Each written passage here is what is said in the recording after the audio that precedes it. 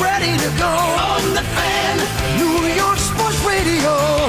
Mike's on, Mike's on. He'll get you the sports any way that he can. It's Mike Francesa on the Fan. Sports Radio 66 and 101.9 FM, WFAN.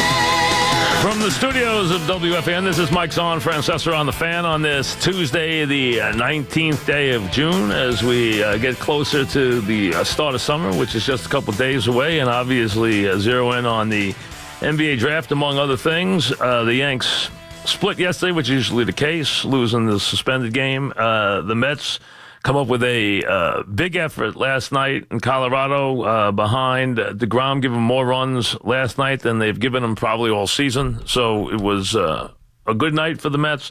They've now won 3 games in a row. So at least for a couple of days, everyone can, stop worrying about where everybody's going to be playing next week, and having traded everybody off the team, they can just kind of settle down for a couple of days and see if they can win a couple of games. Vargas tonight won't be pretty. Most likely they have to score a lot of runs again in Colorado. Yanks with Herman against Gonzalez as Seattle comes to town. Seattle's had a good season, although it's hard right now to keep pace with Houston, which has gone on a incredible tear. And just, never loses. So that makes it kind of tough. And Seattle's close enough. They've had a great season so far. They really have done a wonderful job. They've played very good baseball, been great in one-run games. So they've done a lot of good things as they invade the stadium here. So we have that coming up. And again, it's it's almost like last weekend, everyone made a decision about the Mets season to the point where now they don't even want to consider anything. Listen, this up and down, this is not a good baseball team. It's not going to be a good baseball team. They're probably going to be open for business, although they don't want to trade their pitchers. They've made it abundantly clear that open for business does not mean they're trading deGrom. Would they trade Syndergaard? Maybe. Would they trade deGrom? I mean, they've told me no chance. So they would have said they would have to be completely amazed by an offer before they would consider trading deGrom, and so I don't think that's even something that's even on the deepest of back burners. Is that a possibility? Someone else, tell me tell me you're in a pennant race, and exactly who you want on that team. I mean, tell me what guy are you saying? Boy, I want to get even Familia scares me. If I'm going to put him in a real pressure situation, I'm not even in love with that if I'm a big team. So you tell me where you're going on that team for a proven player in a pennant race. Where? Conforto? No. The Mets don't want to really trade him anyway. They would still ask for a pretty good amount for him. They still believe in him. Nemo's just showing you what he can do, and he's got to prove. I know yesterday was a good day towards that, but he's got to prove that he can hit lefties better before he's an everyday player, and he's doing a very good job. Rosario? Not a bad-looking player, but nothing to go crazy about, especially when you see these youngsters all over baseball who are just unbelievable. I mean, you see, every day you lay your eyes on another one of them who's just so good, it's unbelievable. You see these guys come up now at 19, 20, 21, and they are so polished, so confident in what they do. It's just amazing how quickly they adapt now and just perform on such a high level. So think about it. They're going to be teams that are going to be looking to unload players. And those players are a lot more interesting than the Met players are. The Mets are kind of in a weird place because their young players are not guys that you can say, hey, I can build around, except for their pitching. And they have a lot of age. They're the third oldest team in the sport. So that's why there's not a lot of room in between there for them. And, you think people are going to beat a path to the door for Bruce? Or for Cespedes? First of all, Cespedes doesn't want to go anywhere, which pretty much ends the conversation. Secondly, he never plays. And he's getting paid a lot of money, he never plays. Who's going to take a chance on that in a pennant race and give you something of value for that? So to me, they are probably the least interesting and enticing trading partner you could find. I mean, they can be open for business all you want. There's not a lot there. You want to tell me somebody will take one of their relievers in a pinch? Maybe. Could somebody take from me? Yeah. I mean, somebody would take from me. You're not going to get a whole lot for them. You're not going to get. You're not going to get anything that you're going to say, "Wow, that's something we can really, use." That's not going to happen. Other than the big two. Now, would there be an interest in Mats? Yeah, there would be, but they're not looking to trade Mats. They're still thinking they can develop them. So, yeah, would somebody take Lugo? Yes, but again, that kind of player who's useful to you is probably worth more to you than he is to somebody else. If I was in a pennant race, would I take Lugo? Yeah, in a heartbeat. Because he's a very versatile guy. I can use him in a variety of ways. I can turn him into a Ramiro Mendoza. I can turn him into a lot of different things. He can be a spot starter. He can be a guy who pitch a couple innings. He could even close the game if he had to. So that's a guy, and he's good, and he prepares, and he's tough. So, yeah, I mean, there's a guy I'd be interested in. But, again, am I going to give you a king's ransom for a guy like that? No.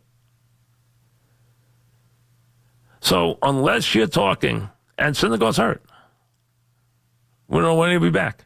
So, unless you're talking the guy, the one guy, then there's nothing really exciting to talk about.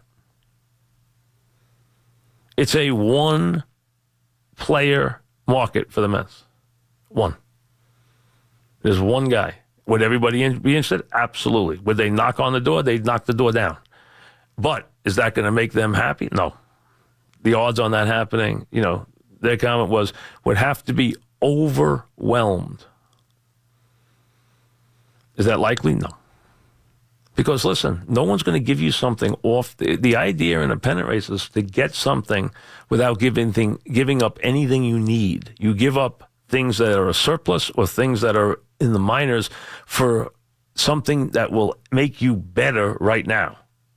Not give away a piece that you need right now. So if you're going to subtract anything off a Major League roster that you need, it's not beneficial. That's not the way it's supposed to work. So from that standpoint, if you are, and that's why if you're the Yankees, listen, you have a lot of surplus to work with. You got a lot of interesting players. You have a couple of jewels that people want, but they're not going to get. But that's why you're going to go shopping in a different area. That's all. You're going to look for a secondary or a more realistic player. And the Yankees, let's be honest, you can write it down right now. The Yankees are going to get one, if not two, starting pitchers before all is said and done. You can take that to the bank. It is going to happen.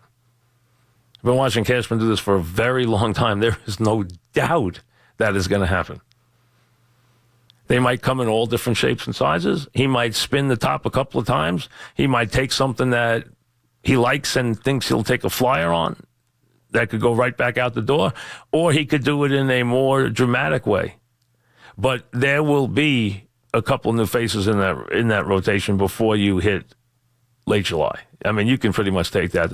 I would be stunned if that weren't the case. Absolutely stunned. Is it going to be deGrom? No. Is there a lot of other places to go? Yeah, and there'll be more. So that's why you just have to be patient. The idea, people want them to make a trade tomorrow. They want to know what it's like. They want to open their present now. Let me see. I have to know what it is now. I have to see it now. No, you don't. You might get a lot more for the same package on July 22nd than you're going to get now, or July 28th, or July 30th, as was the case last year with, something Houston did, 15, 20 minutes before the deadline?